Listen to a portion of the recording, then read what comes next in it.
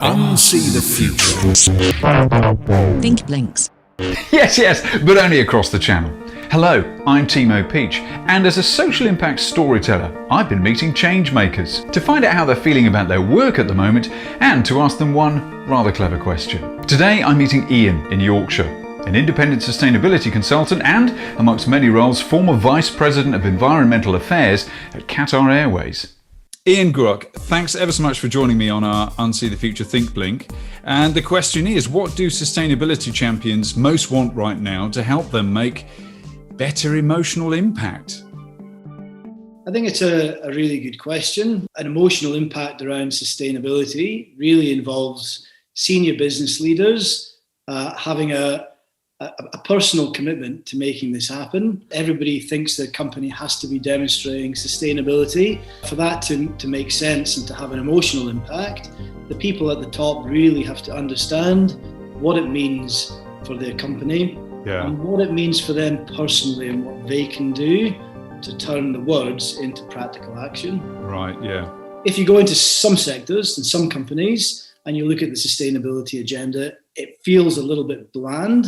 But when you go into some of those big sectors which have a big impact, aviation, transport, infrastructure, that's kind of where the sustainability agenda is happening. If you get it wrong, it means the next generation or the next generation after that are going to be inheriting something significantly worse as a society than if we get it right.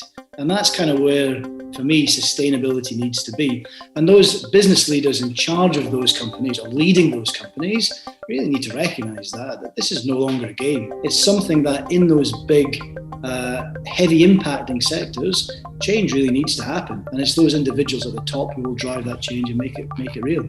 I love the way you put that. Were you very aware of that every time you were in a room talking to people?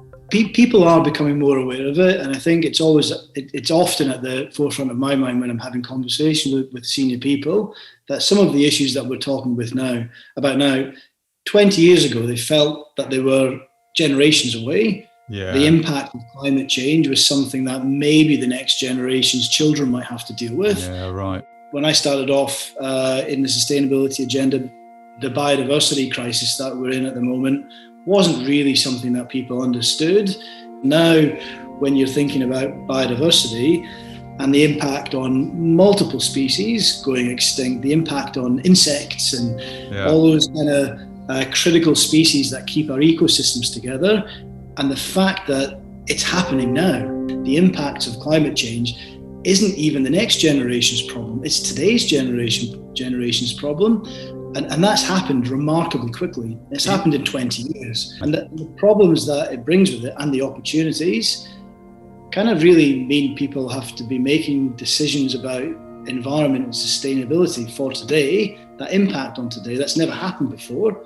So it doesn't become a long-term planning issue anymore or a strategic risk for the future. It actually becomes a practical risk for today. And I think that emotional buy-in is sometimes missing, along with the business case, that it was previously felt a little bit of a moral issue or something that is altruistic. And that's where the emotion came in and often was patted away as being it's not the business case. But actually, it is the business case now because it's happening to me and you and our children and our next door neighbours and the next country away and the next country after that. It's happening now.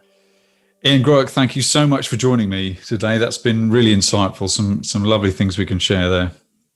Good. No, you're very welcome. I enjoyed it. Thank you very much.